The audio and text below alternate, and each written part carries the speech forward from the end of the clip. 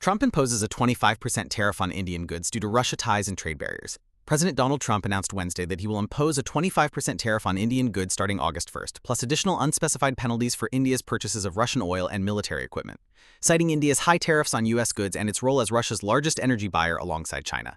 According to ABC News and other reports, the move comes after failed trade negotiations and could significantly disadvantage Indian exporters in sectors like electronics, pharmaceuticals, and textiles compared to competitors from Vietnam, Bangladesh, and potentially China.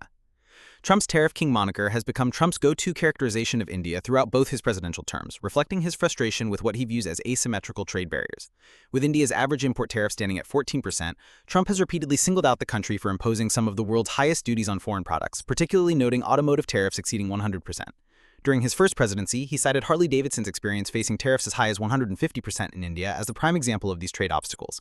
Despite calling India a friend, Trump has consistently argued that bilateral trade remains limited precisely because of these elevated tariffs and what he describes as the most strenuous and obnoxious non-monetary trade barriers of any country. The label has persisted even as India has attempted to shed this reputation, with officials signaling they are not a tariff king and indicating openness for business through recent tariff cuts on various items. Notably, while Trump imposed broad tariffs on Mexico, Canada, and China in February 2025, India was initially exempt from these measures despite the persistent tariff king characterization. Commerce Secretary Howard Lutnick has made clear that the August 1st deadline will not be extended, stating definitively that no extensions, no more grace periods will be granted, and that customs will start collecting the money immediately upon implementation. This firm stance comes after Trump had previously granted India multiple extensions, first moving the original deadline to July 9th, then extending it again to August 1st as negotiations continued. The rigid timeline reflects Trump's broader strategy of using deadline pressure to force trading partners into agreements, with over 20 countries already receiving formal tariff notification letters from the administration. While negotiations between the two nations are scheduled to continue, with a U.S. delegation arriving in India on August 25th for a sixth round of talks, these discussions will occur after the tariffs have already taken effect, fundamentally altering the negotiating dynamics. Sources had suggested a potential mini-deal might be ready by the deadline, but Trump's Wednesday announcement appears to have closed that window.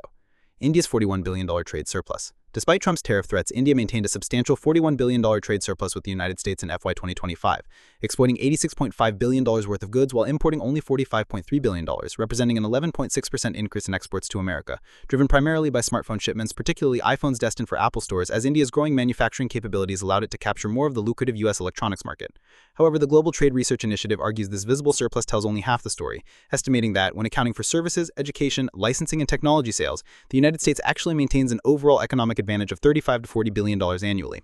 The think tank notes that while India posted an additional $3.2 billion services surplus, America earns $80 to $85 billion through revenue streams not reflected in traditional trade statistics, including intellectual property payments and financial operations that don't appear on official balance sheets.